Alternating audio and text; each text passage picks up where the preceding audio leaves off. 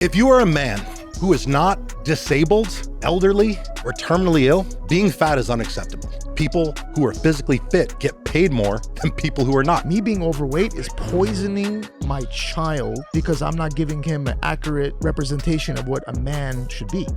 Carlos Reyes on the humble show. Yeah, we all in, yeah, we all in. So grab your boys now, cause you know we all win.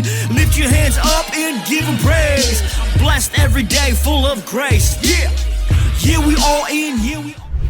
Welcome to the All In Podcast. I am your host, Carlos Reyes.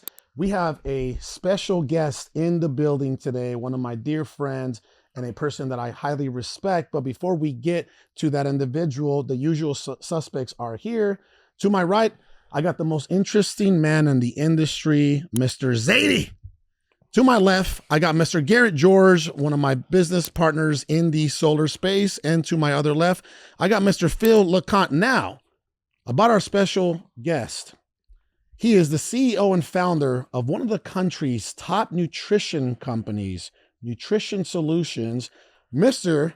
Chris Cavallini. Mr. Chris, welcome to the show, brother. Thank you for having me. And let me just start by saying that I'm so impressed with All In headquarters. Walk in, the energy, it just hits you as soon as you walk in the door. The boys are tearing up the phones. I absolutely love it, man. You've done a really good job with this, and I'm proud of you for everything you've done. Thank you, brother. Yeah, it's awesome. Thank you, brother. Yeah. And, you got a good team, man. Everybody's squared away. Everybody clearly is motivated to be at work, which is super fucking rare. It's super rare. Absolutely, and I know you know that. And I know you know that. And it's taken us over a decade to get to where we are today, you know, and I'm partners and with some of the best partners that a man can ask for, you know, warriors and brothers in arms. And our staff is very aligned with, you know, everything we are and everything we're not, you know. So yes, sir. With that being said, man, first and foremost, brother, when I met you, we met at Brad Lee's up in Vegas. Yep. And you were just, you were there, you were in town and you were shooting a podcast there. We hit it off, we connected. I loved everything about you, bro. I can clearly see the work first and foremost before I even knew what you did for a living, right? The work didn't lie. I saw the vessel and I was like, okay, this dude is a serious dude, right? So that was the first thing. Thank you, brother. So Andy Frisella is right. When you take care of yourself to the degree that you take care of yourself, people notice. Yeah, right? it definitely sends a message. It's your resume. It speaks for you, right? Yeah, without you saying a word. I mean, being physically fit is a testament of your standards. When you show up in a room and you are physically fit, you are announcing to that room that you have high standards, that you're disciplined, that you have the ability to be consistent. And you do that, interestingly enough, all without speaking a single word. And it's a beautiful thing. Wow. And I honestly do not think I would be in the position I am today if I wasn't as fit as I am. Fitness has been a part of my lifestyle since high school. I've been training for over 25 years and I absolutely love it, man. And it literally improves every single metric of my life in a measurable way. I love it, bro. And you know what? Two things. One, I actually have a very, very insightful question to ask you a little later on the show. Please. Right, which I will. And it's going to help me specifically a lot. But number two is, you know, I want to be one of your biggest nutrition testimonials. I want that country. for you too, man. You know, I really do, because I'm going to tell you this. That's one thing that I've always struggled with. You know, Mexicans, we love to eat, right? We eat, and you do, you know, right? We love to eat, and you know, brother, for me, don't get me wrong, I go to the gym 4, 5, sometimes 6 times a week. Yeah. But you know, as everybody knows, your diet, your nutrition is 80 to 90% of the battle. So I definitely need your help. Of course. I want to be one of your biggest testimonials. I want that for you too, man. And it's funny. It's funny that you say that. Everybody does intuitively know that diet is really important, yet very few people actually adhere to that knowledge. But I always tell people there is absolutely no way for you to create the body that you want to if you are not meal prepping. If you do not have meals prepared going into a day, you are setting yourself up for failure. But the opposite is true as well. If you do have meals prepared and readily available, you're setting yourself up for success. Because if you have clean food readily available at all times, guess what? You're going to eat clean food.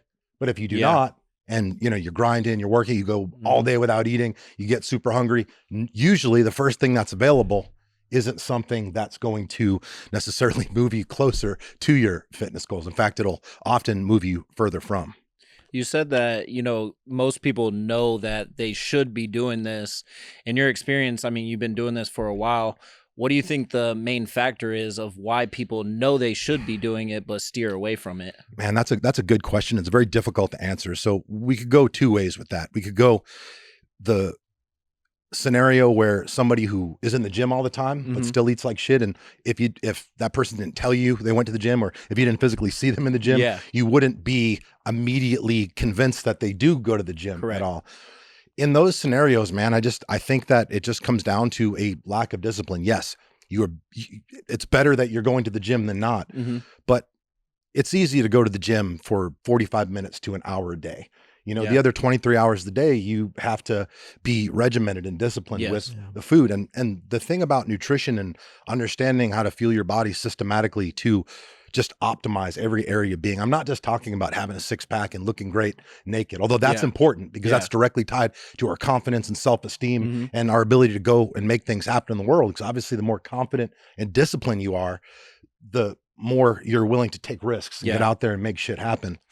But I think people in general are just lazy and conforming to what is all around them. And unfortunate reality is in our current society, 3/4 of the adult population are overweight, 42% are obese. We got a mental health crisis of monumental proportion going on. And those two things, the obesity pandemic and the mental health pandemic, I think they're closely related because your mentality and your physicality are interrelated. Your mental health and your physical health, anybody who tells you that those two things are not synergistically related is fucking delusional. I just recently went and did a DEXA scan.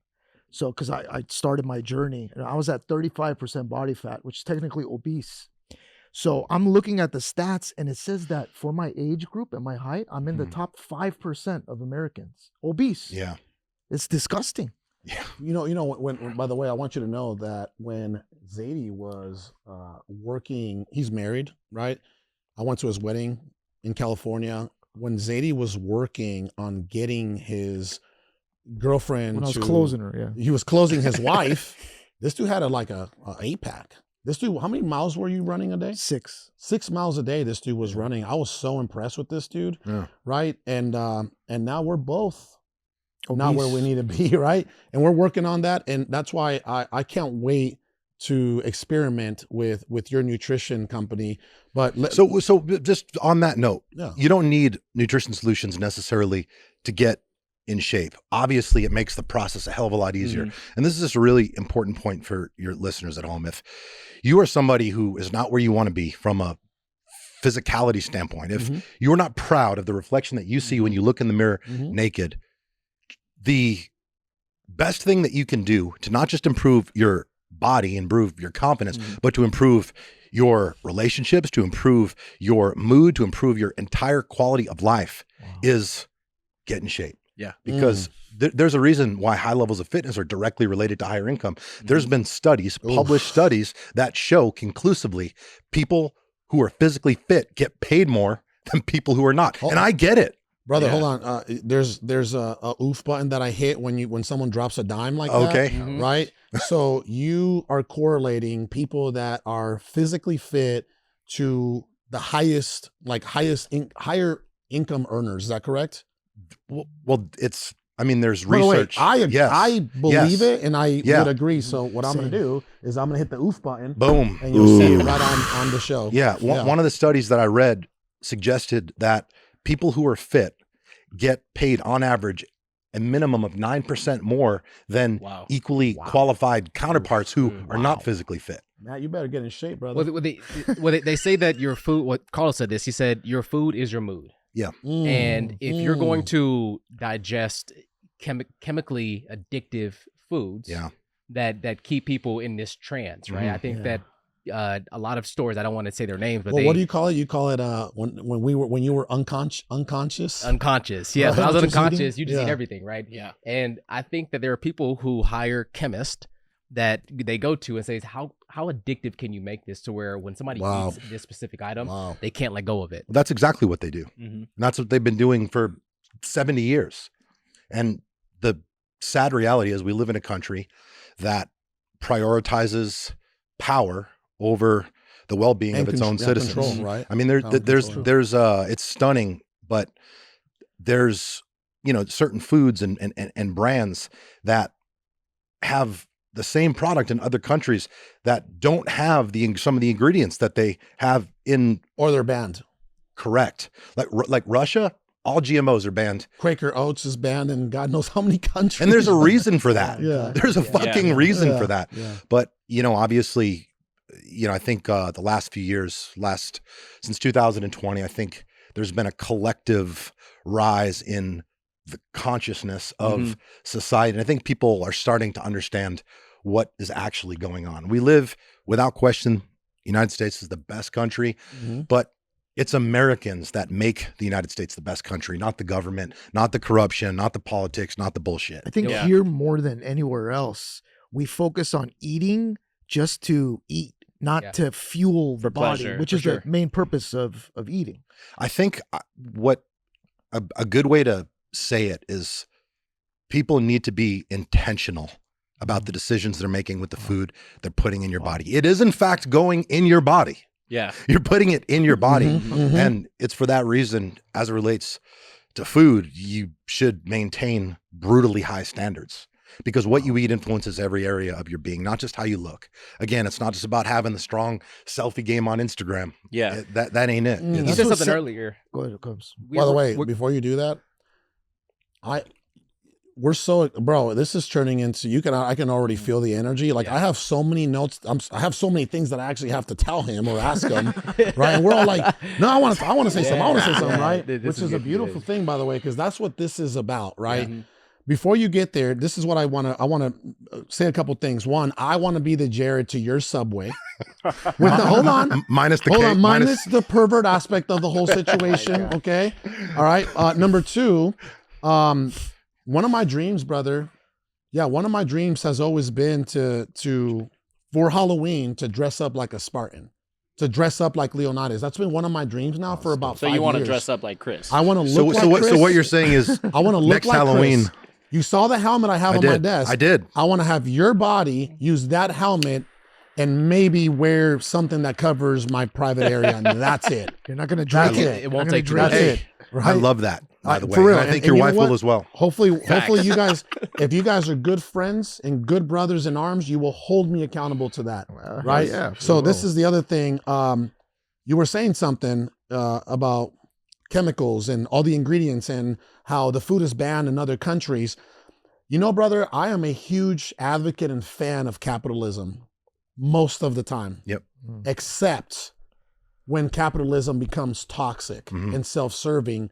And in the food industry specifically, I believe that that's where it becomes toxic because of everything, all the poison that is put into the food, right? I'm very conscious of what my kids eat now. And I've been very conscious of what they eat for about 2 years now because of everything, all the poison. I'm constantly sending my wife videos of what Chick-fil-A has going on in their sandwiches, how you can leave a McDonald's or Chick-fil-A sandwich out for 4 years and it's still going to look the same. That's disgusting. Right? Over That's 60 absolutely disgusting. Over 60 ingredients in a Chick-fil-A sandwich. What's your feedback on what I just stated about we love capitalism. This is a capitalistic country. Right. However, it becomes toxic when it comes to food specifically. At the end of the day, it comes down to personal responsibility. Your life is your responsibility. The food that you put in your body is your responsibility. Yes, this is how it is. It's unfortunate that we live in a country where they have no problem contaminating the food supply, contaminating the water supply.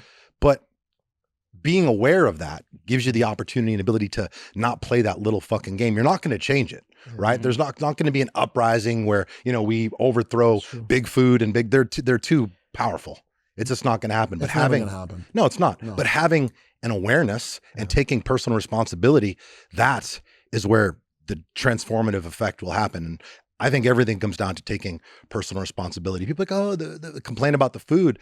It's like, well, No one's forcing you to eat. You don't have to put it in your mouth. not only that, nutrition is too important of a thing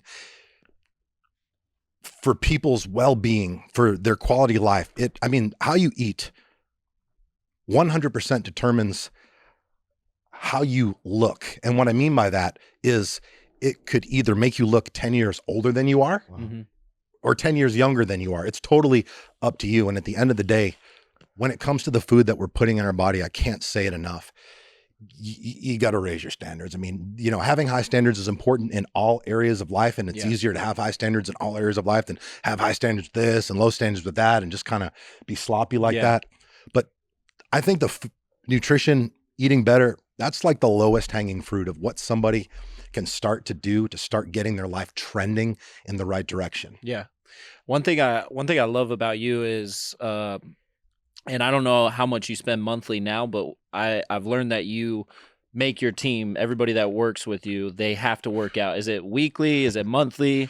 Yeah. And you pay them to do it, right? Of course. Wow. Yeah. So we are, in fact, a lifestyle transformation company at Nutrition Solutions. What type of hypocrite CEO would I be if my team were a bunch of fat, lazy, gelatinous, just average humans?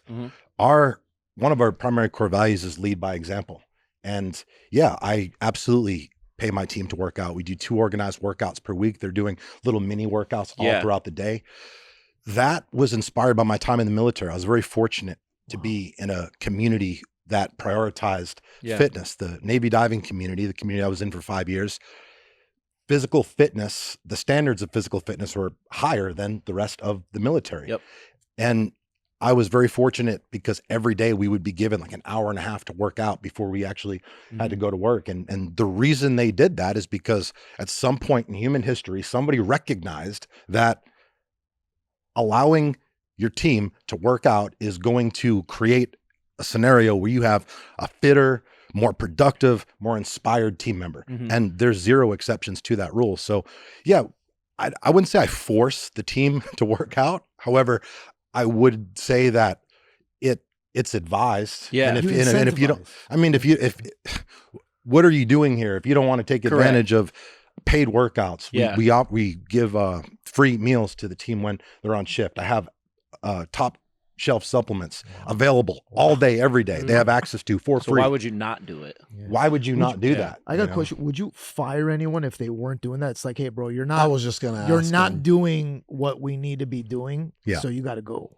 Would you fire? Would you be like Andy Elliott and fire someone if they don't have a 6-pack? Yeah. So we have, so we actually have a policy in place for the guys. If you work in Nutrition Solutions and you're a man, you have to do 60 push-ups. You have to be physically able to do 60 push-ups. Now, wait, in a row? Correct. In a row. In a row.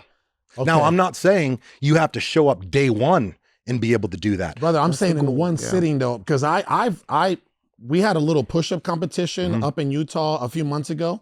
Me, Sal, and Chris Crone, and I did about 55 in a row. But I didn't get to 60, and I actually work out, like I said, 4 to 5 times. But if you're not doing push-ups often, it's kind of a different thing. Okay. It's kind of a different thing. But if you want to get your push-up game up, man, I can help you with that. I think push-ups. That's minimum. That's the minimum standard. But look, we got to have standards, right? We got to have standards, especially. I'm going to send you videos of me walking into Carlos's office and tell him to get down and give us 60. I love it. Yeah, 60. It used to be 50. The minimum standard for push-ups at Nutrition Solutions for a man used to be 50. But as you evolve, you got to raise the standard, and that's exactly what we have done. But the short answer is yes. Although I don't think there's ever been a scenario where, we let somebody go, parted ways with somebody specifically because they weren't showing up to the workouts. Yeah. Right. But historically, when we have had people who didn't show up to the workouts, they were also the ones who were underperforming. They were the ones who were late. They were the ones who, moved slow. They were the ones who didn't solve problems, but constantly stated them. And again, I think that just kind of brings us back to the point earlier about the direct connection between success and fitness. A fitter employee is without question a more productive employee. They're going to be in a Yes. better mood. They're going to have better energy. Yeah. They're going That's to it. operating at a much higher level, which will in turn elevate the game and the performance of all the people around them. And I said to you when I came in here, man, I love how you guys have the boys on the phone, all in that open quarters where everybody's kind of feeding off everybody else's energy. You got a little bit of element of competition going there. It's absolutely phenomenal. Competition is it's a beautiful thing, especially It's for a guys. healthy thing. Yeah, it's a healthy thing. It's, Men it's need a it. necessary thing if you want to win. Brother, back to what you said about personal responsibility. The way that I see it, a human being, how does a human being consume, right? I believe that it's only three ways. Through our eyes, right? What we see, what we watch, right? Our eyes are the windows to the soul, right? Yep. Through our ears, what we listen to on a daily basis, who we listen to on a daily basis, and most importantly, through our mouth, right? I mean, outside of that, how else does a human being consume? And I believe that all three of them are equally as important. What do you think about I agree. that? No, I 100% agree. And what you're talking about is basically the law of exposure, just explained in a different way. What you expose yourself to determines how you feel, how you think, and inevitably what you become. So it's for that reason you should be very mindful of what information you're putting in your brain, the people you're surrounding yourself with. This is an important one, and I don't want to go too off topic here. No, you can. Please, Okay. yeah, please. He's like, no, you can, bro. But the people in your life are probably the single most impactful metric of influence. Oof. The people in your life are factually either making your life better or making your life worse. There's absolutely no middle ground. And it's crazy because when you cut the wrong people out of your life and get around the right people, the kind of explosive growth that is possible in a short period of time, it's honestly stunning. Every season of growth that I had came as a direct result of me changing my environment, getting rid of a cancer employee that I failed to recognize was not culturally aligned. I told you before we went on air that 2021 was a character building year for me. I had a few successful years, and I got complacent, man. You guys, I'm sure, have heard the saying, "Success breeds complacency," right? Of course, you've heard that. I heard it too, and anytime I'd hear it, I would think to myself, "Man, well, that must only happen to losers, because that would never happen to me until it did." And in 2021, I got caught with my pants down, metaphorically speaking, and I had a COO that I brought in that just wasn't culturally aligned. I'll keep it at that. Was he fit? I'm a bit embarrassed to actually even say this, but I'm going to anyway. This was during COVID that I hired him. And when this guy came to me, he was in fact, he was 51 years old at the time. He was in fact living with his wife and 2 kids at her parents' house. Oh. So you must have showed up to work with a mask on. So Well, hold on. When did you? So my ahead. point with Yeah. that is I should have recognized that as a red flag. If you are not even able to manage your household, how the fuck are you going to manage this team business. and this business? But I have because of my past, I've been arrested over 20 times. I was arrested 17 times for my 18th birthday. I have multiple felonies on my record. Because of my past, I've always been one to give second chances and give people opportunities. So instead of looking at that as a red flag, I looked at it as an opportunity, and I got a little excited about it. And I ended up paying the price for it. But again, extremely valuable lesson, because I basically got to a point where I terminated him, and I had to fire 9 people in one day, because I had to fire all the people that That were he brought in that were associated with him. Yeah. And that was a little messy, because that was at the time maybe 30% of our of our workforce. But Yeah, some people call that blowing it up. In business. I actually went through that A few times. before I got here, right? I fired our COO back in April of 23.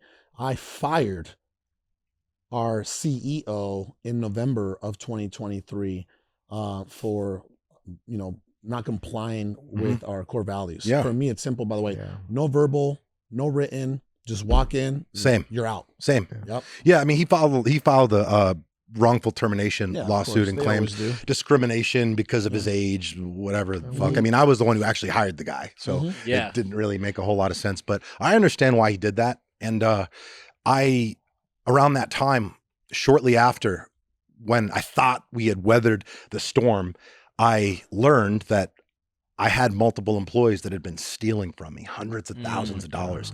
And this was pretty significant for, like, it made me very distraught. It made me very distraught, not because of the money that was lost, but because I didn't know who I could trust. And that was a feeling that, you know, I don't wish upon my worst enemy. But again, I have no animosity towards the people who stole from me. I have no animosity towards my old COO, because at the end of the day, it was my fault. I was the one who hired all of those people.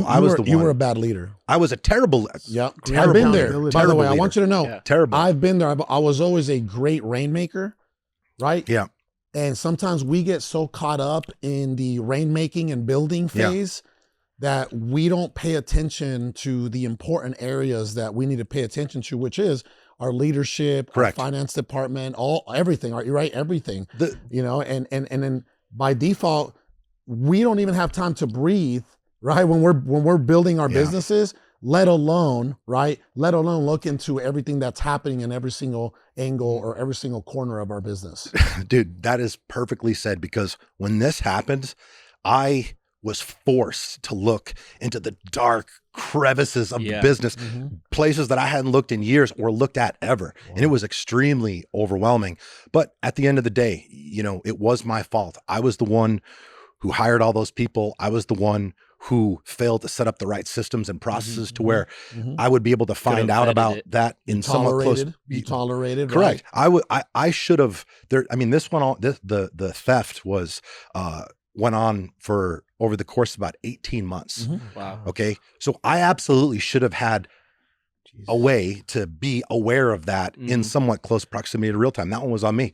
But I'll tell you that, you know, that year, that was a character building year for me. I lost a lot of money. I was in a rebuilding phase, but it changed the way I operated. I started to really drill down on creating better financial processes and systems because, believe it or not, financial literacy is not one of my strong areas. Business acumen. It just isn't. I've always been good at making money, and I would say I'm pretty great at spending it. I'd never really been so good at managing it. But when that happened, it forced me to take action, to set up the right systems, to get the right team, to get the right people in place, to basically learn as much as I needed to learn to be, you know, people will say that, you know, hire people that supplement your weaknesses and all They'll that. tell you what to do. Yeah, exactly. To a certain degree, this is accurate, but you have to have a certain level of competency so you are actually able to hold them accountable and see what the hell they're doing, especially when it comes to stuff like the finances. Now, But that's why core values are so important. Yes. Agreed. Right? Yeah. And I'll tell you this, I bet you, right? I bet my life on it that right there made your core values concrete. Would you agree? It did, and not only that, one of our core values is celebrate adversity, and that was the only core value that wasn't part of the initial core values. Yeah. We implemented that later because after numerous bouts with adversity that I didn't think I'd recover from, I would handle it with a poor attitude. This fucking sucks. My team sucks. Everybody sucks. Like it's not my fault type shit. Victimization. Yeah, of course. But of course I didn't quit. I did what I needed to do and I got through it. And I recognized a pattern. Every time we went through some crisis, eventually, shortly after, things got better, not back to where they were, but to a place that we had never been to before. And I decided to implement celebrate adversity as a core value. And it's something that, you know, when things go wrong or we get some problem going on, or the workload is very stressful because a supplier doesn't get us the product that we need to prepare the orders in time to meet fulfillment and all that. Good. It's an opportunity. It's an opportunity to drill down, to come together, to work closely as a team and get things done that other people cannot. And my team is amazing, and I can't say enough about them. I am so fortunate to be in the position that I am today because, you know, my team is holding it down right now, and it gives me the freedom to come out and do things like this. And, and, you know, I'm just so grateful that you the have a people bunch that of I do. Spartans now. Without question. You used to have a bunch of Athenians. And what I was, and actually what I meant to say, to that point is I had people that stepped up, that rose up out of the ashes like a fucking phoenix, taking on a new form during that time. I needed the help, and I had a couple people that they stuck with me during days that were very dark, and I did my best to keep my team shielded from all of it. But you know, without these two people, Lily and Carlos, who's Carlos is our chef, I don't know that I would have made it through. But I think of course you have a Mexican chef. Yeah. Chris, what I want to do, I want to peel the onion a little bit, because one thing I've seen from your content is, from what I hear, is that there were some dark moments in your life, being in the military, being incarcerated, going through these challenges. What was that moment that you broke down to break through? I feel like you went through something, from what I'm hearing from you, that was pretty deep, probably dark. You met darkness in the face. I mean, I met darkness at multiple points in my life. I mean, growing up, I was subjected to abuse across the board, physical, mental, and the most, you know, humiliating, psychologically damaging form of abuse for men, especially sexual. But I'm very fortunate to have gone through all of that. I'm very lucky that I experienced that type of trauma and hardship that early on, because unbeknownst to myself at the time, it made me strong and gave me tools to go on and do things with my life that are considered to be statistically impossible. When did you recognize that? Like, when did you agree that that did that? Not only that, but I don't think you would be fulfilling your purpose if you didn't go through that trauma. Completely agree. I think, as crazy as this might sound, I think the abuse that I was subjected to, I think that was God's work. I think God put me in that position because he knew I was strong enough to handle it, and he needed a vessel. He needed a messenger that can show people what's possible for people who go through stuff like that, because a lot of people do. And unfortunately, a lot of people don't make it out. Let me ask you something, because this is important. What have you always asked God for? And the reason I ask that, right? Because we have to be very conscious of what we ask God for, because when we ask God for wisdom, right? He'll give us storms and trials and tribulations and pain, because we're asking for wisdom. We ask for patience. He gives us things that are going to force us and put us in a position to become patient. So my question is this, right? So, and the reason I'm asking this is because all my life, I can recall memory all the way back to when I was 5 years old, and I was like King David. I've always asked for wisdom. Wisdom. Since I was a little boy, I never asked for riches. I never asked for looks, for women, for anything like that. I asked for wisdom, and he gave me pain, and he gave me pain, and he gave me pain, right? From, you know, my mom in 2005 becoming a drug addict, smoking glass, until the year 2017, from me losing my only brother in blood, my blood brother, January 9th, because I have other brothers now, January 9th of 2020, losing him to murder, from, you know, being born into poverty and being raised in poverty and not having running water and electricity. I've always asked God for wisdom. So it's like he just put me through the fire for a very, very long time. So that's why I want to ask is, what did you ask for that you were put through these battles? You know, at some point in my 20s, when I was a drug dealer, I got out of the military, lost all of my structure, lost my mission, lost my purpose, lost myself, and regressed just rapidly. I regressed back into my old ways and adopted some new ways. I started selling drugs, and I lived a very fast life for a long time. And eventually it got to a point where friends of mine, other drug dealers typically hang out with other drug dealers, started to get arrested. The DEA assembled a joint task force with the Jacksonville Sheriff's Office, and they were investigating my group of friends. People started to get their doors kicked in, and that is when I realized I was in a bad situation. Not because that my door could possibly be kicked in next, but because these guys started telling on each other. They started snitching on each other. They started. They always do. Yeah. They always do. This was a way. foreign concept for me at the time, because you didn't know that at the end of the day, like when your back's against the wall, people just drop a dime. I've seen it 1,000 times. Because it's something I would, the way that I came up, You weren't built like that. I'm visceral towards that type of shit. Yeah, I just assume everybody else is like that as well. Yeah. But that was a massive wake up call for me, because I came from a community that was revolved around honor. The Navy diving community, they actually had a movie about it called Men of Honor. Honor was prioritized to the highest level. And we didn't always get along, all of us. We didn't always get along, but we always had each other's back. We always had each other's back. When there was a problem going on, you could rely on your brother to be there to support you in that sequence. And now I'm in this new fraternity that there is no honor. There's no personal responsibility. And these guys just clearly have no problem destroying somebody else's life or destroying their family's life, because they're simply not man enough to take responsibility over their own actions. So in answer to your question, I have seldom asked God for things throughout my lifetime.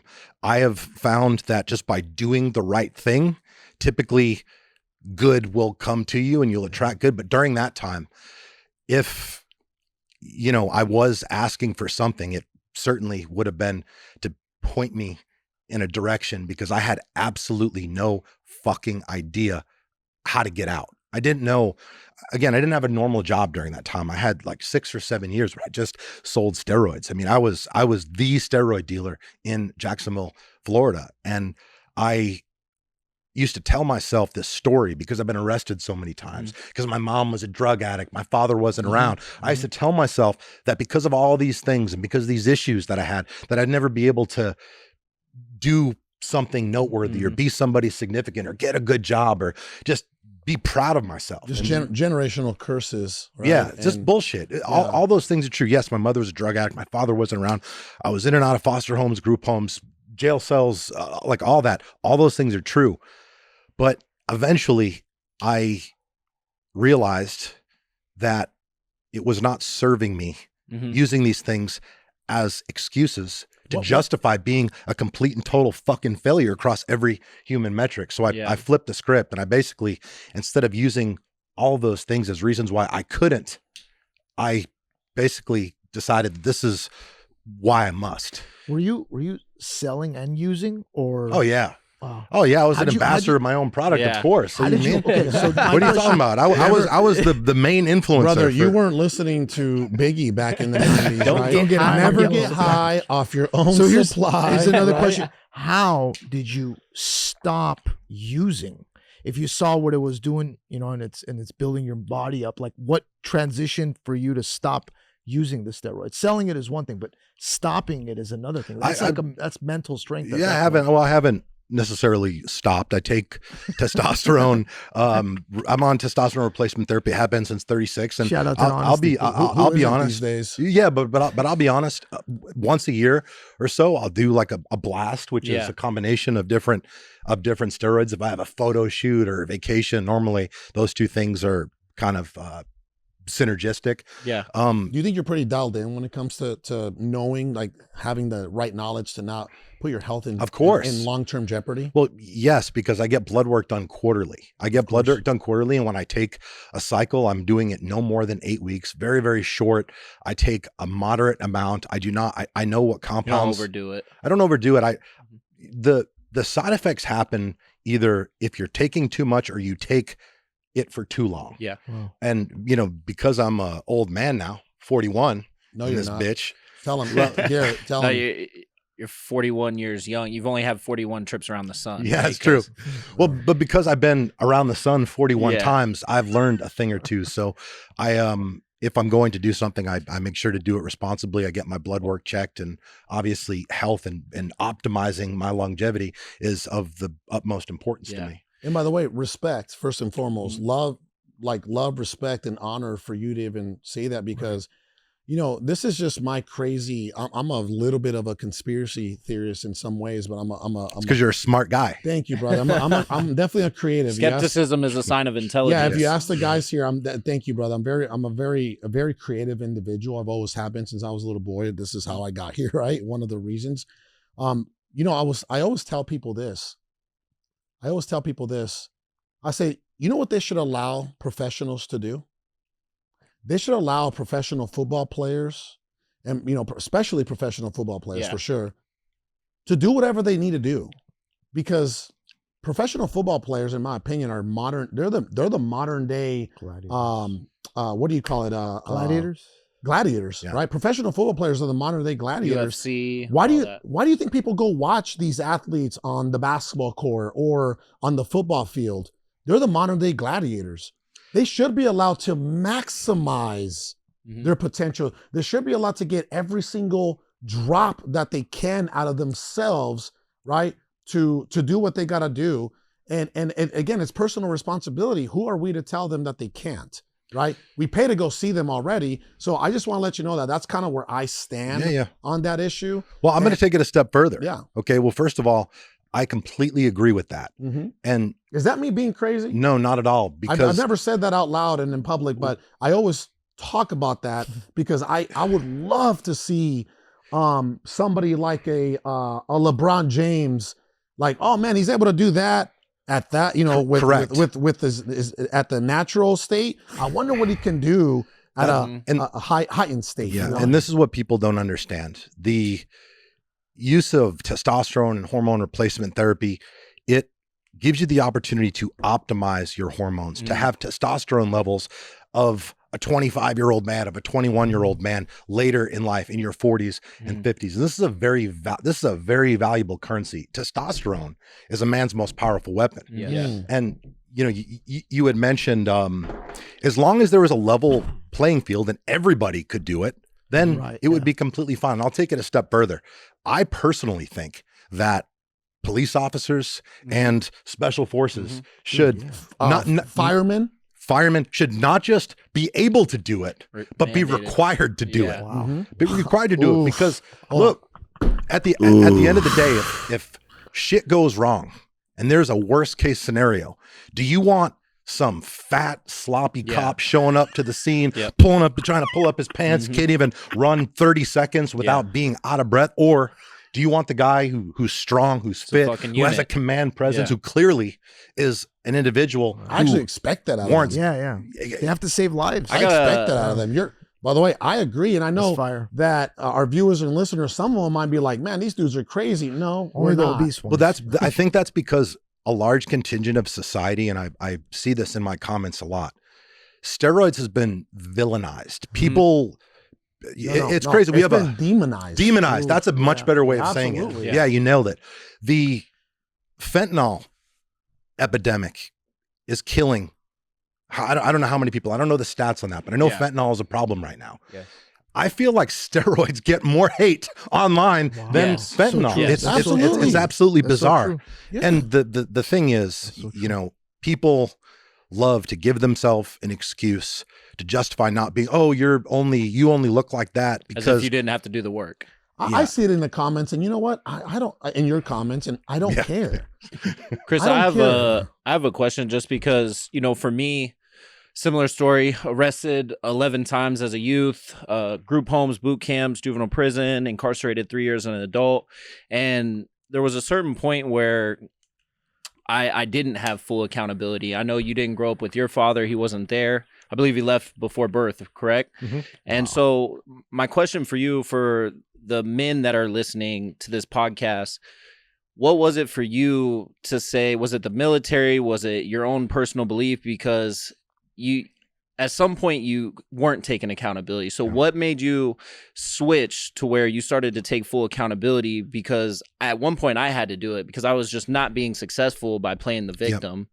Yeah, certainly the military was instrumental in helping me grow up. I was in an awesome community, and I was so fortunate because from the time I checked in to the team to the day that I checked out years later, I was always the youngest guy. So I was around people who had been around the block, who were older, who were more experienced, who were better than me. I mean, they were better than me. I'm going to call it like it is.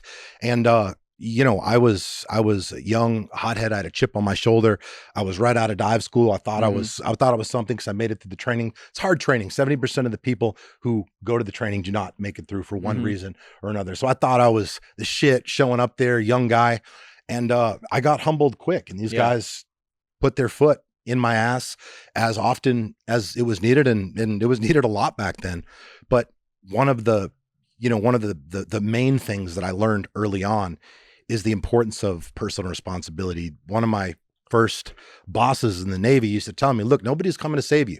You got to figure it out. Figure it the fuck out. Yeah. Figure it the fuck out. That's all. Yeah. Figure it the fuck out. Figure it. Like I'd go and ask him, hey, ask this question. Figure it the fuck out. Right. And initially I felt a little resentment, you know, like, why is he being an asshole? Why he should be able to say, no, he's actually doing me the ultimate service by giving me that advice and telling me to figure it out, because in life, you got to figure shit out. You got to figure out, you got to solve problems, especially as a man. If you want to make money, if you want to make an impact, if you want to just be in the top echelon of man, you have to be a fucking problem solver. And if you can't even do a fucking Google search, right? If you got to go ask somebody and take more time, 10 times more time than it would take for you to do in a Google search, like you're fucked.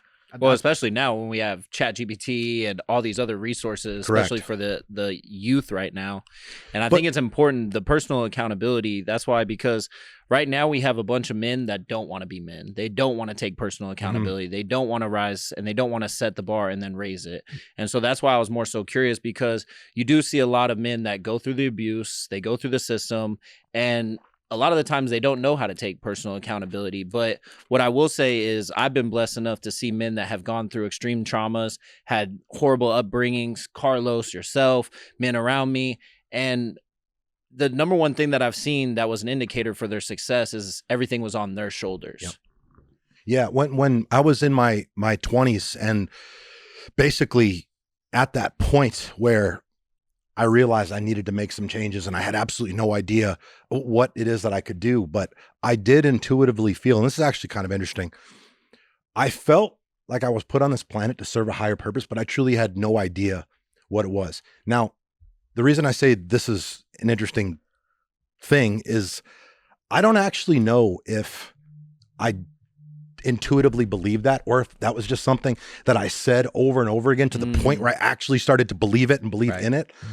But through my personal development journey, I mean, I was a drug dealer. I had a tremendous amount of free time on my hands, and I went to somebody, a friend of mine at the time was the perhaps only successful person that I had access to. And I put my cards on the table and I let him know what I'd been doing and what I wanted to do. I was like, I want to do something I'm proud of, but I have absolutely no idea where to start. Yeah. Can you just point me in the right direction? And he gave me 2 pieces of advice that changed my life, and to this day still continue to change my life. He told me that I needed to first start surrounding myself with people who were better than me. And he said I needed to immerse myself in personal development. He's like, you have a victim mindset. I've just sat here and listened to you talk about all these stories. Your mom was a drug addict. Your dad wasn't around. You've been arrested all these times.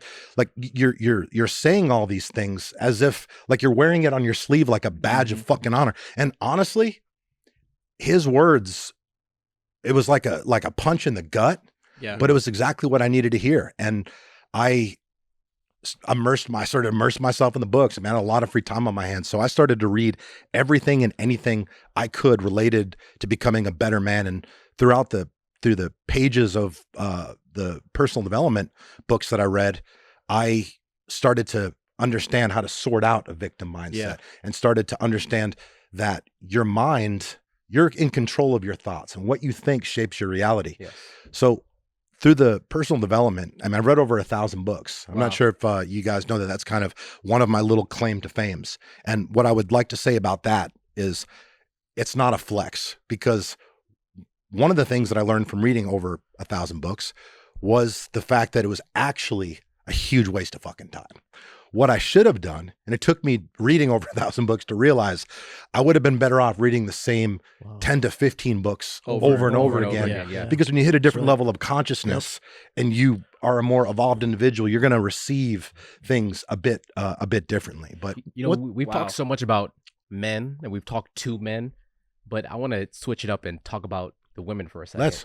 Because women are, biblically speaking, the neck, the man is the head.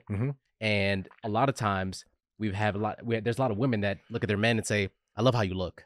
I love the way you are. Jesus. And what it does, it makes a man feel complacent. So to the young men, or to the men that are the couch potatoes, or to the men that are leading the country, because you've worked with high profile individuals who are at the pinnacle of their life, but physically or mentally they're not. And so what would you tell women about the what it takes to be that man with mental fortitude? What would I tell women? I mean, that right there is the first issue people are going to have, right? Who am I to give advice to women? But the thing about that is usually in those scenarios, if a woman is accepting that standard of man, she probably also isn't super fitness inclined. She probably isn't very disciplined. She's probably not training. Standards. Yeah, right. Exactly. At the end of the day, it comes down to standards. And we talked about the importance of surrounding yourself with the right people. Your wife, your spouse, your significant other, whatever, they say, we all know, we're the sum of the 5 people we spend the most time with. Everybody's heard of that. Right. I read somewhere one time, and I believe it because it makes a ton of sense, that of that equation, of that the peer group equation, your significant other represents 50% of that influence. Wow. Yep. Wow. So it's extremely important. I tell guys, if guys that are trying to come up, right? Guys that are trying to create a better life, that are refusing to settle for mediocrity and are trying to just level up, make some money, make an impact, live a absolutely fantastic life.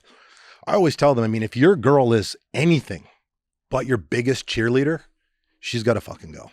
She absolutely has to go, because the shit is so hard. And if you're sharing a bed with somebody who's blocking your blessings, fuck them, man. They don't deserve you anyway. Biblically, by the way, right? Biblically and historically. No, and that's a great segue. Biblically and historically, behind every great man, there was a great woman, and behind the demise of every great man, right, there was a woman who wasn't quite there yet. Samson and Delilah, right? Yeah. And a couple other things. You read a bunch of books, and I believe our viewers and listeners would really benefit from this. What book? Because we all have a book, right? We all have that one book. No, we all have many books. But for me, it was Secrets of the Millionaire Mind by T. Harv Eker. That was the book that shifted I love that book. My being, right? So for you read a whole bunch of books. What book can you think of that just sparked that flame and changed your life? So my website, chriscavallini.com, I actually have a book list on there. I think it's about 36 books on there. But if there was one book that I had to give you that had the most impact on my life, it without question is Change Your Thinking, Change Your Life by Brian Tracy. And the reason specifically is that book helped me recognize that I had a victim mindset. It also helped me recognize that a lot of the thoughts that I had and these beliefs that I had were actually not my own. They were, I was programmed, and specifically talking about the hatred and animosity that I had towards my father. I'd never met my father, right? I'd never met my father. My father wasn't around, but for reasons that are unclear to me at this point in time, I developed daddy issues. I had daddy issues, and I had all of this resentment and hatred towards this man who I had never met. He wasn't there. How could I feel so passionately about something that was never an actual thing in my life? And I used that. Again, I held that resentment. You're harboring resentment, and it's going to drain your energy and drain your fucking soul. And in the pages of that book, I recognized that I didn't really hate this guy, that my mother had just programmed me to believe certain things about him, and what I was feeling were actually how she was feeling. And this was very powerful for a number of reasons. First, it inspired me to reach out to my dad, to track him down and reach out to him. And I met him for the first time in my life about 4 years ago, which was awesome. You know, I'm proud to say here today that I have a relationship with my father, which, you know, That's beautiful. Thank you. Yeah. When I met him, I felt just a significant burden was I just felt lighter after the fact. Yeah. It was absolutely bizarre. But the other reason that book was so powerful is it that scenario and that situation made me start examining some of my other thoughts and beliefs. And I started to really self-analyze my thinking and start really reflecting on why I thought the way that I did. And what I quickly realized is the majority of my thoughts were not serving me. In fact, the majority of my thoughts were the specific reason why I was going fucking nowhere. So that was monumentally What was that unlearning impactful. and relearning process like? Because you had to go and pull the weeds out of your garden. Yeah. Well, what was that like? So when I had that realization, then I recognized that I needed to fix my thinking. And I think that that's really personal development, that word, unfortunately, because there's so many jerk offs in the space that, you know, they're selling their little online courses and preaching about shit, even though they've never actually built a business or built a team or done anything for real. I think that word has kind of had a bit of an ugly stigma that's been attached to it. You got 21-year-old life coaches now. Yeah, You know what I yeah. mean? It's Like, what does a embarrassing. 21-year-old know about life, right? That's part of the issue with today's Well, you've got society. leadership coaches that have never led. You've got, you know, 21-year-olds that are life coaches. You've got sales coaches that have never done $1 million in sales, right? And right now, especially with our generation, it's 30 and under. It's popular to just Well, be online. It's and disgusting. it really is. Speaking of disgusting, I think we should revert back for a moment to the conversation about relationships and being overweight and that type of thing. Because you had mentioned that, you know, some women support and, you know, admire the dad bod. And I don't believe that. I don't believe that there's a single woman on the fucking planet that is attracted to a dad bod. I don't believe it. There's a reason. I don't. I don't Look, either. We every talked about the novels, It's a right? fallacy. Yeah. Every romance novel that has ever been written in human history has on the cover a man with a six-pack. Who's buying the romance novels? I know it ain't us. Yeah. So when a woman says Yeah, that, listen, when a woman says that they like their husband's dad bod, what they're really saying is they Conform. don't like the idea of being with somebody who is physically fit and disciplined, who might have that same expectation of them. Wow. Wow. You know, and a lot of them aren't aware of this. Oof. And people, women have tried to debate me on this topic at length. And I always bring it back to this point. It's like, look, you love your husband. You're a phenomenal woman and you are your husband's biggest cheerleader, as you should be. But I would argue that you wouldn't be attracted to the same body on another man, right? She's like, oh, now that you say that 100% of the time, and it just kind of flips the perspective. But I think if there was an underlying thesis to this, if you want to have a good relationship, if you want to have a healthy relationship, if you want to have a fulfilling relationship, if you want to have the best relationship that you're capable of having, you should be prioritizing your physical fitness, eating clean, because I mean, especially as a man, I don't like to go too hard on women, but as a man, like, you know, you real men are the leaders of their household, and your girl, your wife, your girlfriend, whatever, she fell for the fit, energetic, vibrant version of you, not the fat, lethargic, fucking downgrade. That's right. Yeah. You know what I'm saying? Yeah. And a lot of times, you know, most marriages these days are ending in divorce. I don't think that's a secret to anybody. A lot of guys are in sexless marriges. Yep. Of course. Yeah, right. Because Of course. Look at There was yourself. There was a stat that Unattractive. came out that said that I think it was upwards of almost 30% of men over the age of 30 haven't been laid in the past 3 to 4 Oh, years. it's 3/4. 3/4 That's Yeah. crazy. have been you laid know? because COVID caused the separation. That's why crime epidemic. is up. I get. I don't That's think why it's just. I don't think it's just that.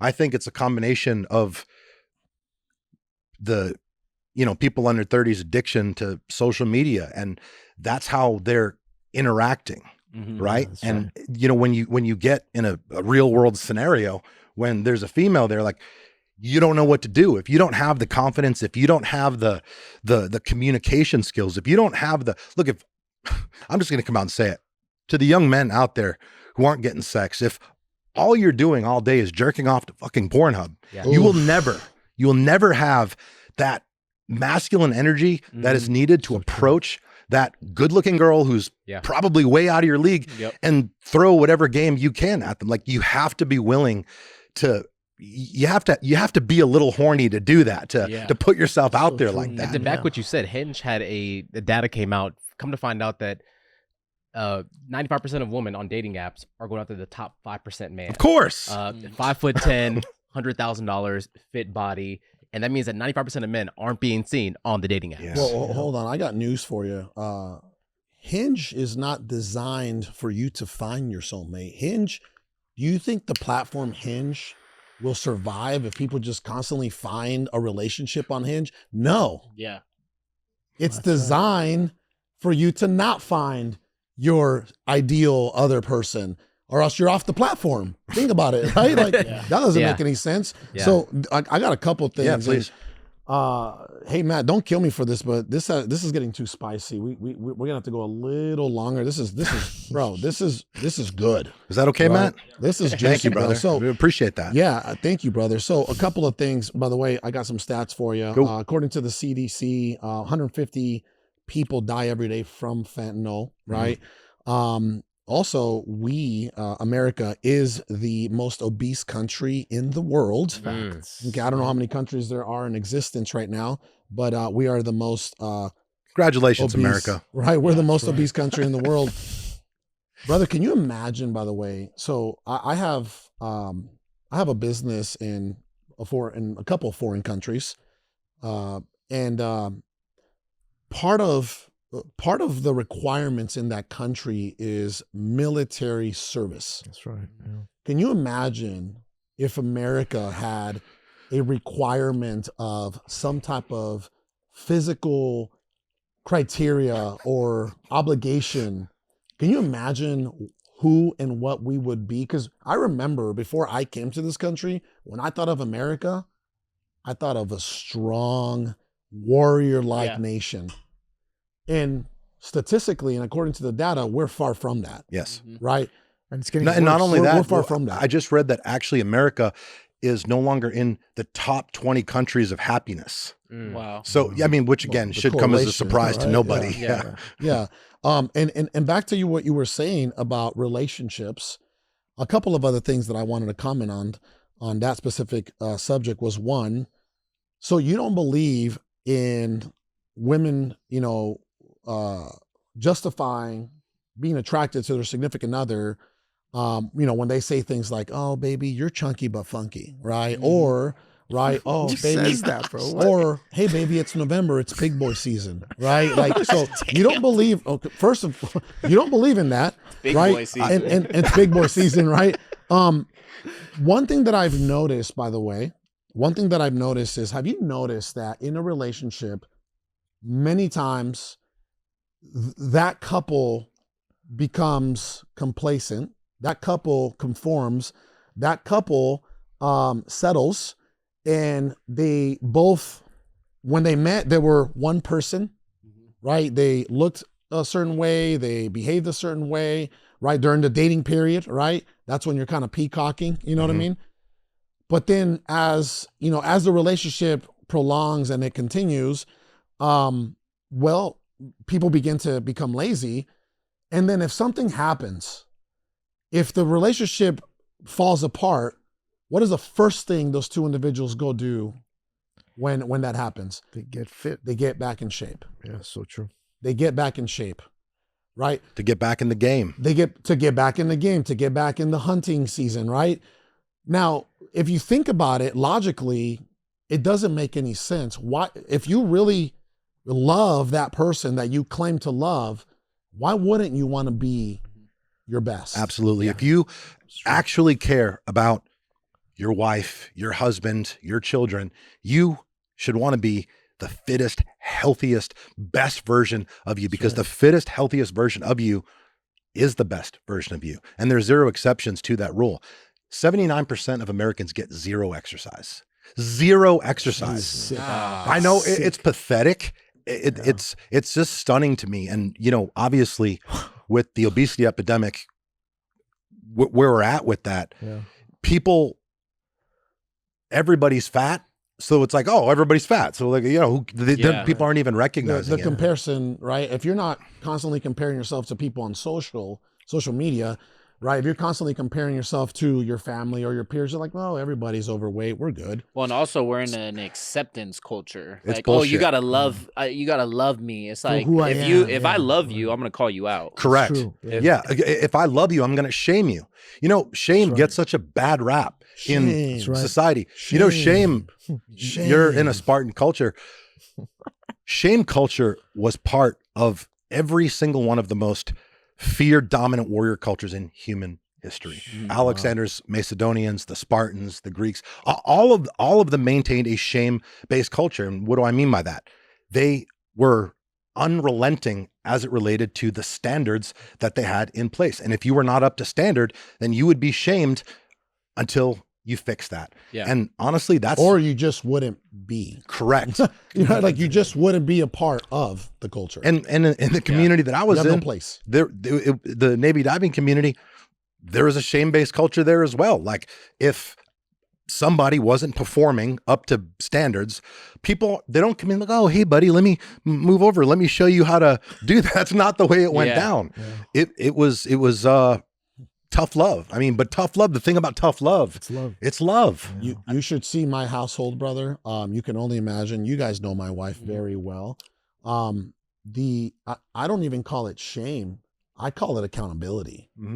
Right? It's very big. I hold my wife accountable at the mental level, at the physical level, and at the spiritual level.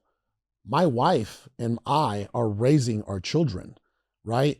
And you know, I got 2 daughters. I got an 11-year-old and a 5-year-old. And what do we dads always say? Right? You got a daughter, right? What do we always say? That we want our daughters to date a man like their father.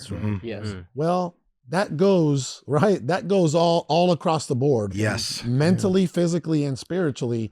So you don't think don't get me wrong. I may not be in the best. 2021 was the best shape I was in my life, right? I was out of this world to my standards. And I will get back there. And we will get back there. And we're going to do a podcast. We're going to talk about that is going to happen. We're going to have you have your shirt off the whole podcast. By the way, I've already said that. You know how Andrew just hasn't Tate does caught up. podcasts sometimes without his shirt? Yeah, you should do that. Remember this. I will. Remember this. Right? Just You remember. take off your shirt right? right now? Done. Not one day, sometime soon. Day one, baby. I might be doing some podcasting and I might be doing a lot of content without a shirt. I'm not gonna care. I love it. That's going to take the ratings of the show to the next level. I love watching your stuff when you're freaking just killing it and you're displaying. You know, you look like a freaking Spartan. Thank you, brother.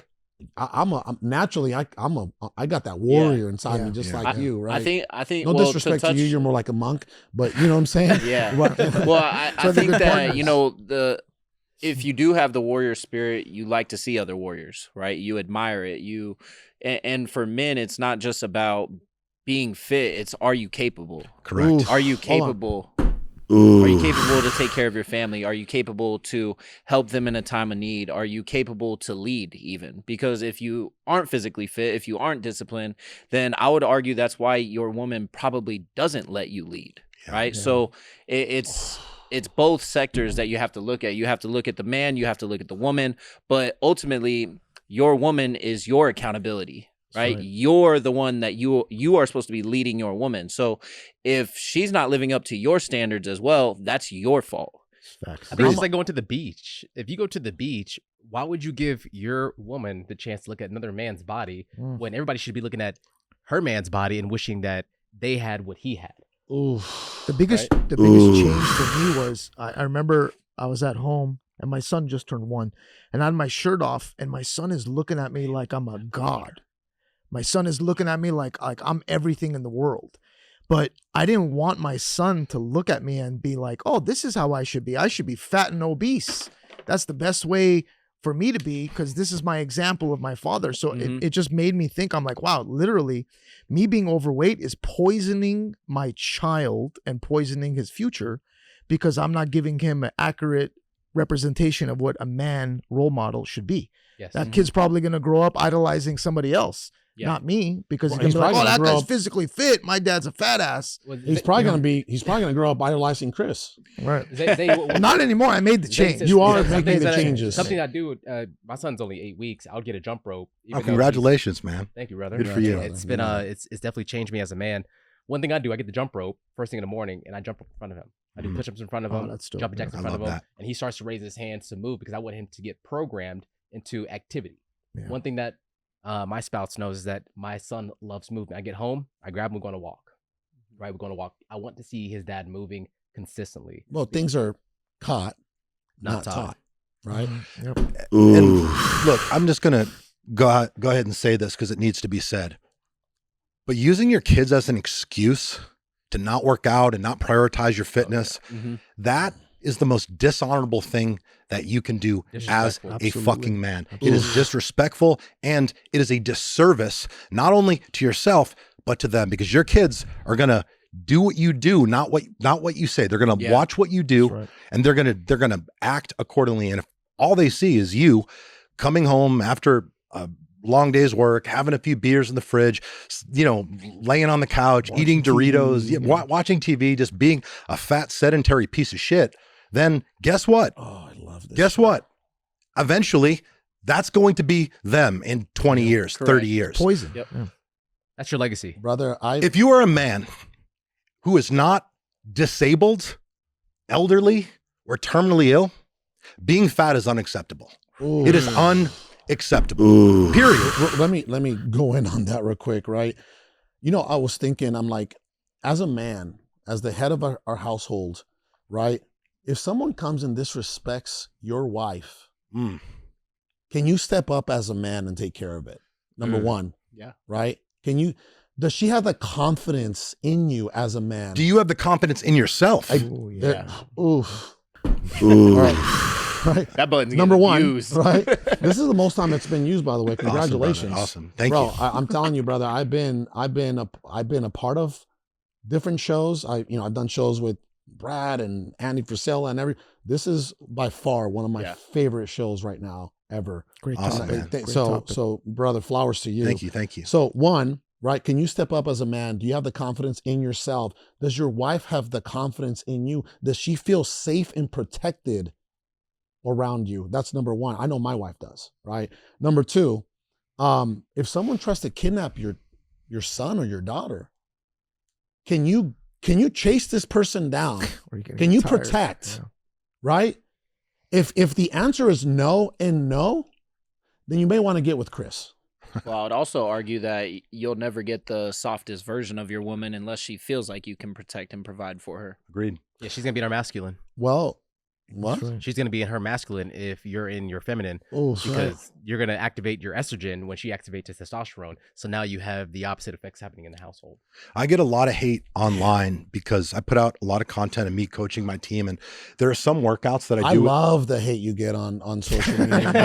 I love That's how you know it. you're doing something Well, right. there's I some love it. content that I do where we're working out and it's just the guys. Like I've done a workout with the ladies, then I send them to breakfast for Women's Appreciation Day at Nutrition Solutions, and then I go in the guys and I beat the fuck out of them. We train hard, I coach them hard, and I say things like, look, as a young man, which most of my team are young men in their 20s, you should have a six-pack by accident. You are young, you have almost unlimited energy, you're here. You have access to the food. You have these workouts that you're being paid to do. You have access to top shelf supplements, and people get very triggered and act as if abs don't matter and it's not a big deal. And it's not about the abs.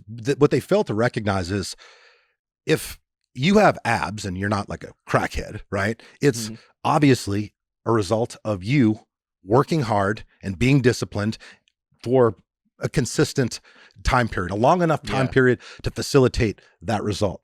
And the thing that I would like to say to all those people who say, oh, well, abs don't mean, Eddie Hall is like a power lifter, doesn't big want fat abs? power lifter. They start like lying, using all these like outlier examples. Like Yeah. this UFC fighter doesn't have abs. It's like, you're missing the point. First of all, that isn't you. They're probably not the champion. Yeah. Well, yeah. And first of all, that's not you. Okay. Secondly, if every man who did not have a six pack was given the option to wake up tomorrow with a six pack. 100% of them would do it. So don't tell me that it doesn't fucking matter. It's not about the vanity. It's about being disciplined. It's about having high standards with the food that you are putting in your body. And when you have a six pack, when you are physically fit, you're going to be a more confident version of yourself, which is going to make you a more capable, competent version of yourself. I want my wife to be able to say, honey, our washing machine is broken. Take your shirt off. I am washing my shirt on your stomach today. Get the soap. Abs. Get the soap. That's one, right? Number two is, brother, if I can't get abs in the next 6 to 12 months through your nutrition and the accountability that I have for myself, and I'll shut the company down. and the accountability that I have that I have in this organization, I'm gonna go get the Oscar de la Hoya.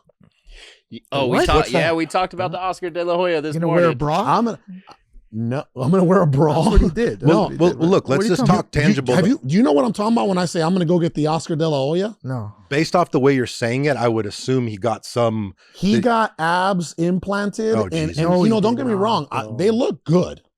You know, kudos for him for getting abs implanted. But the fact of the matter is, when you take a look at the rest of his body, it's disgusting. Yeah.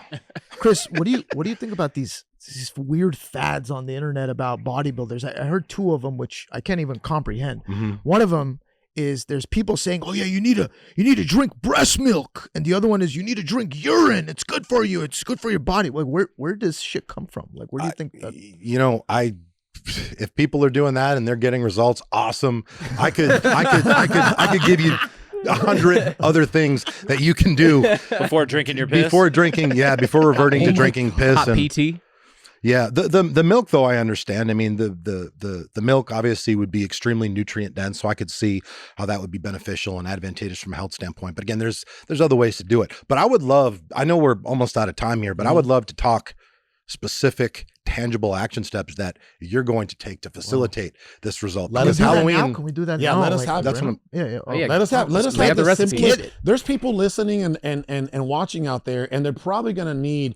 You know how it is, brother. It's let's take a complex or what could be seen right as a complex process, and let's simplify it. Let's make it down to the third grade level. that's exactly what it is. It is a process. See, as entrepreneurs, we have systems in our life that allow us to increase our productivity, to allow us to get the most amount done with the least amount of energy.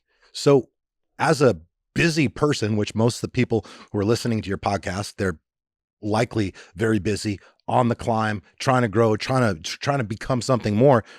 Just like in your business, you have to have systems. With your fitness, you have to have systems. So I think the best thing that you can do, what I would do if I was you, well, first of all, you investing in nutrition solutions or any meal prep company for that matter. Nutrition Yeah, solutions. that I've right done there. my research, by the way. I want you to know. Cool. I've used a couple of other, and they're good, but I like the process of what takes place at your shop.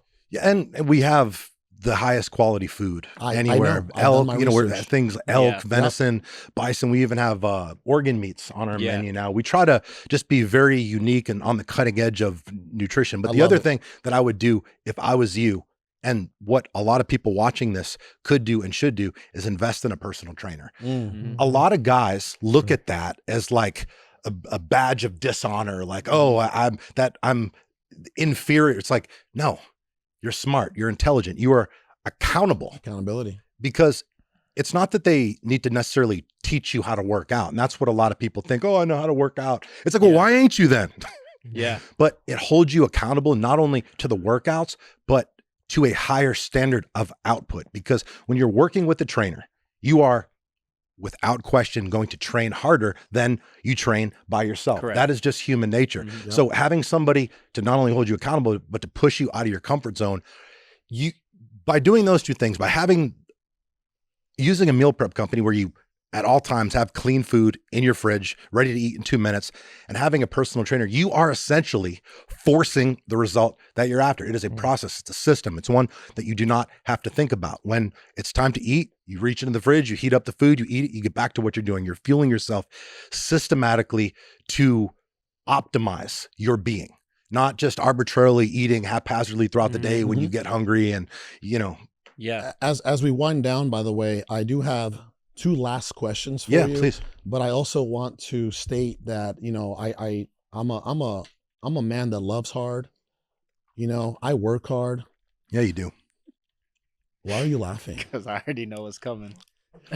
I'm a man that loves hard. Yep. If you ask my wife, I'm a man that loves hard. Yeah. I'm a man that works hard. And I'm a man that fucks hard. You know this.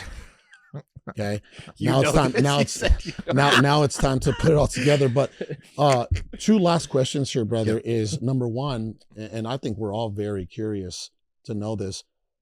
Why? Why nutrition solutions? Why? You could have chose anything in the world. Why nutrition solutions? Yeah. Thank you for asking. That's a great question. So at that point in my life, I was looking for something. I was looking for an opportunity. When I started Nutrition Solutions, it didn't start as that opportunity. It started out of pure necessity because in my 20s, I was fit. I worked out in the gym all the time. Again, I was an ambassador of the product that I was selling. So when you're young, you can eat shit. Yeah. You shouldn't, but you can eat shit and be active and still actually be pretty physically fit. And I realized that at some point I just started to make a connection between positive attention and people I was meeting and like people would come up to me and be intrigued because I was in shape. And that was a big deal for me because I didn't really have much else going on back then. But my nutrition was garbage. I mean, it was literal garbage. I didn't understand nutrition. I didn't know anything about it. And I just thought to myself, well, man, if they're coming up to me now, I mean, if I started eating good, I could be in really good shape. And also as I got in better shape, I started to feel better about myself. Yeah. Like everything else was better. My relationships, my quality of life, everything else was better. So I basically went to a local catering company. And well, first I talked to a bunch of my friends. I'm like, hey, would you be interested in buying some meals if I could get somebody to make them and there'll be portions, high protein, whatever. And they're like, yeah, sure. So yeah, I knew a lot of people at that time. I was kind of the man about town. And I went to this local catering company and I asked them if they would be willing to prepare X amount of meals for me and I'd flip them for Y, make a shitty profit. Or in the beginning, I was just covering my own food. And that's all I really wanted. Yeah. And then it just kind of started to catch momentum and I started to see that there was real opportunity in what I was doing. I started to feel better because I was eating better. And, here we are. We're 12 years in, we're an 8-figure company. We're moving into a new production facility right now. It's being built out as we speak. That's about 4 times the size of the current one we're operating out of. I honestly feel that we are just getting started. I have an amazing team and a great culture, and I'm really excited about the future. Congratulations Thank on you. the new Thank you. building. Awesome, brother. And as a last thing, brother, do me a huge favor. Some closing remarks. I want you to take a look at the camera for anybody out there that's watching, right? And if you're listening, obviously, and you want to go watch the show, take a look at the camera and just talk to John or another Chris out there or another Garret out there and just, just pour some love into them and let them know, like why this is important. Let me absolutely get a sip of water here. Absolutely. By the way, He's been doing that all podcast though. Yeah. Huh? He's been doing that I know. all podcast. And I will say, I did give you the finest tobacco in the world. And I appreciate, and I'm feeling. Yeah, there's a reason why my brain seems to be operating at a higher level than normal. So I appreciate that. You're on the Andrew Tate diet right now. Yeah. Brother, I strategically gave you a Cuban, right? Yeah, I it's appreciate the it. finest tobacco in the world. Thank you, brother. So go ahead and let our viewers know, give them some love. So listen, I get it. Okay. It's hard. Life is hard. That's what life is. And more often than not, you probably don't feel like it. But the interesting part about not feeling like it is you have the ability to take action regardless. And if you can't get yourself going, can't get yourself up and moving, you don't feel like it on a given day, I want you to remember that every day, 250 children die from cancer. Another 700 die from drinking dirty water because their families didn't have access to clean water. And this one's going to blow your mind. But today and every day, 10,000 children will die from starvation. They will die because they do not have enough food to eat. So if you're out there, making excuses, being lazy, being complacent, or just simply being anything less than what you're capable of being, I personally think that you are disrespecting every single one of those kids who will never have the opportunity to do what you do. We live in the greatest country in the world, bar none. There is so much opportunity here, and the bar has never been lower because everybody else sucks. The competition is virtually non-existent. So if you can just do a little more, just a little more than what's required, over time, that shit is going to add up. But it's going to come down to you being intentional. You have to be intentional about greatness. You have to be intentional about progress. You have to be intentional about getting better. And that has to apply to every area of your life, because human beings are not meant to stay stagnant. We are not meant to stay stagnant. If you are not growing, you are in fact fucking dying. Ooh. Brother, thank you for that. Where can people find you? Yep. Chris Cavallini across all platforms. And I would love to plug my email list. Yeah. I write all my own emails. I take a lot of pride in that. I get about 50,000 people on the list. Our open rate is 52. Actually, I just saw yours today. Did you? Yeah. Nice. Yeah. Our open rate is 52%, which what that tells you is my shit's good. So I'm not selling. And people want to improve their lives. Yeah. And I put out information that will help you improve. I give tangible, practical action steps. I'm not going to inundate you with offers. We don't sell. It doesn't sell. I mean, it sells itself because we're giving so much value. Sign up for my free email list, chriscavallini.com. You'll be glad that you did. Thank you, brother. And thank you for blessing the Man, this is listeners, awesome. man. Yeah. It was Thank you. such a great, What a great show. Amazing. What a Yeah, great And show. by the way, for everybody Thank you. out there that's listening or watching, you already know the fee. There's only one fee. Subscribe, share, tell someone about it. Tell someone about what we're doing here. This has been a 5-year dream, and we're going to be bringing you value, education, and love every single week. So until next time, God bless.